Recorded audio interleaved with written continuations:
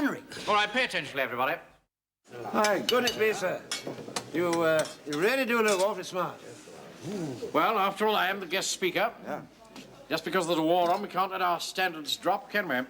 Mannering was a terrible snob. What exactly would you do with a Rolls-Royce? Well, I should use it as my staff car. He enjoyed being a snob because he felt he had achieved something. Don't sit in my chair when I'm not here, Wilson. The grit that made the pearl that is Dad's Army is that sense of class consciousness. Arthur was obviously a grammar school boy, and John the Measurer was obviously a public school boy. Now, don't start any of that public school cheating with me.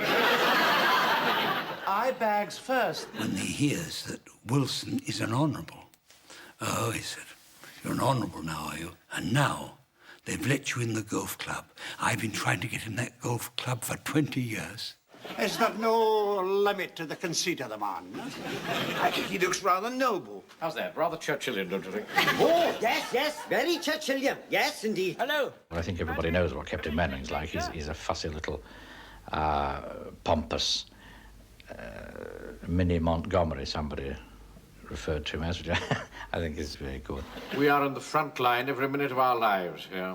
He's just about smart enough to realise that he's just not quite smart enough. Wondered how long it would take you to think of that. I'm just wondering who'd be the first to spot that. Just waiting to see who'd spot that one first. And he conveys that in every double take, every little grimace, every little nervous twitch, that he reacts to Wilson's wry, sometimes sarcastic and ironic observations and goadings. But if you were picked as guard commander, I expect you'd get one. For the medal? No, a kiss. Well, now, don't you underrate Mannering. He's got lots of guts and he's very tenacious. Captain Mannering, man of action. No, there's no question mark after the title. All clear. Right, come on. Come on. Right, come along, men. We march on the town hall. Right, sir. Keep it up, man. You're doing very well. This town is under martial law. If there's any bravery to be shown, Arthur is the one who dashes out and grabs the hand grenade and throws it away. He would have been first there, foolishly, more than likely. You know, trying to stop a tank with a sticky bomb that didn't stick. But he'd have gone and done it. Now, someone has to take over in this emergency, Wilson.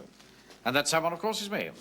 Hodges, I demand an explanation of this. Keep your ear on. He wanted to take control of Wilmington-on-Sea as well as Mannering, so that's where it all started to... these two got to loggerheads. There's no love lost between Hodges and me. I think the fellow's a bore. And the warden was always going to lose. Oh, it's no good. I'll say it isn't. Look at you, you ruddy hooligans. Then we became great friends, Arthur and I. I think if you were trying to describe Arthur Lowe, you'd have to say he's Captain Mannering, really, because that was his character, undoubtedly. And he grew more like it, and perhaps we made him grow more like it as the years went by. Are you anything like the character you play in Dad's Army, Captain Mannering? Oh, no. No, certainly not. I'm always being asked this question, and the answer's definitely no. Captain Mannering's a very pompous man, you know. Nothing pompous about me. That's very interesting, Arthur. Please, do you mind, Mr. Lowe? Arthur was a pompous little man. There's no two ways about it. You're behaving like some sort of a dictator. No, I'm not behaving like a dictator at all, Wilson. Simply asking people to do as they're told. He could be very pompous, Arthur. He was a dear man. We all loved him dearly, but he could be quite... We used to laugh at him because he was a bit pompous. There's a story, for example, of Clive Dunn getting his OBE and it being mentioned to Arthur Lowe in makeup and him saying, I hope when I get mine, I'm not going to get any of that bargain basement rubbish. But it was when he let you in that sort of balloon of protection that he had around himself that you found out that he was quietly sending himself up as well. Pull your stomach in. Can't tolerate people who let their stomachs stick out. When it came to casting Captain Mannering, Jimmy Perry, in particular, only had one choice in mind, and that was Arthur Lowe. And Michael Mills said, Arthur Lowe, who's that?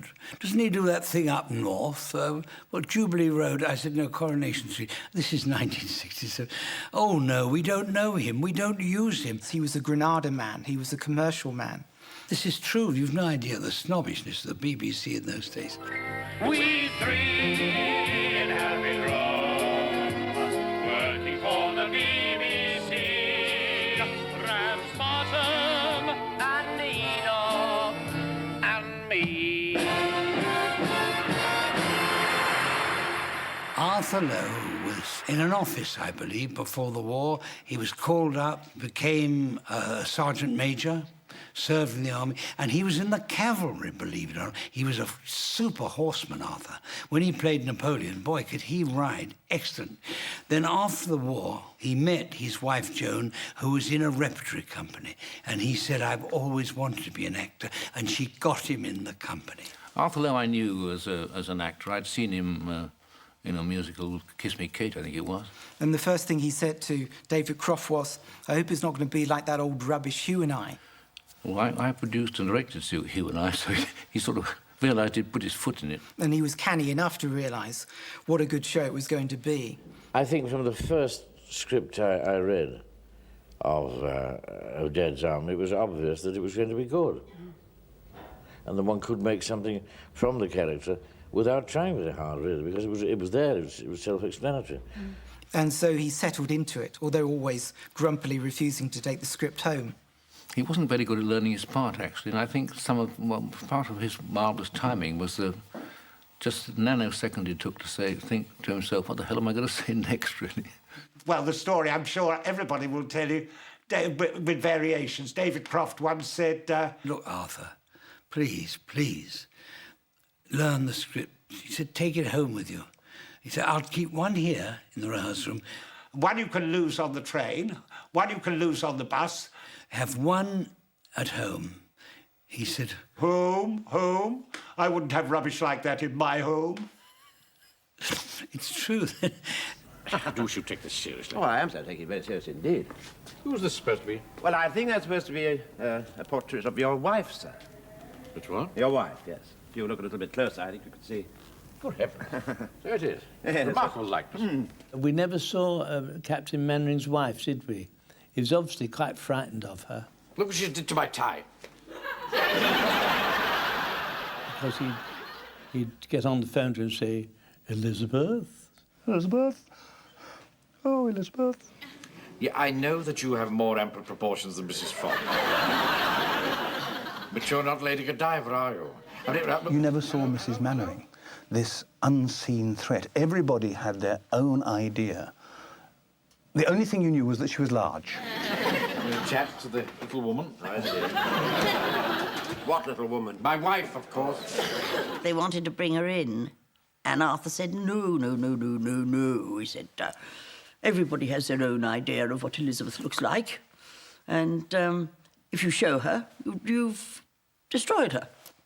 And he was right. If George Mannering hadn't actually married Elizabeth and had actually married someone like Mrs. Grey, whom he meets in the episode called Mum's Army, he would have been a rather nicer and happier and more contented individual. I took my lads into the horse and groom and made sure everyone got a tot of rum down them, sir.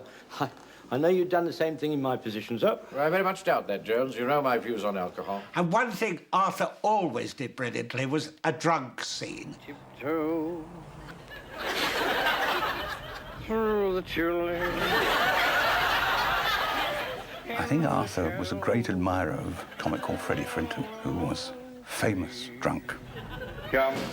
Another great episode is My Brother and I.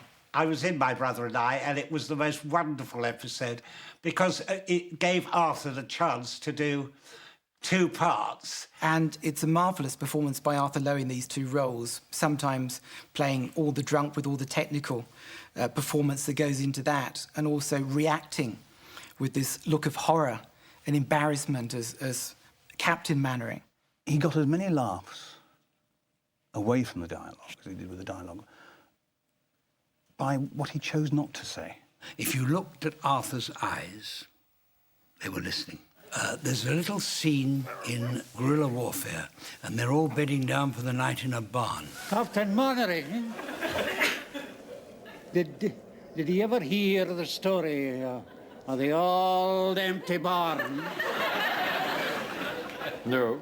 Well, I'm not going to go through it, but eventually he said, There was nothing in it.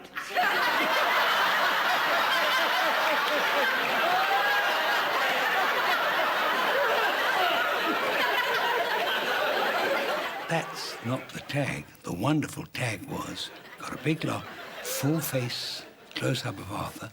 He took a deep breath and said, You know, Wilson, over the years that I've come to know the members of this platoon, I've grown quite fond of them. But I can't help feeling sometimes that I'm in charge of a bunch of idiots. Oh, kiss me goodnight, Captain Mannering. Tuck me in my little wooden bed.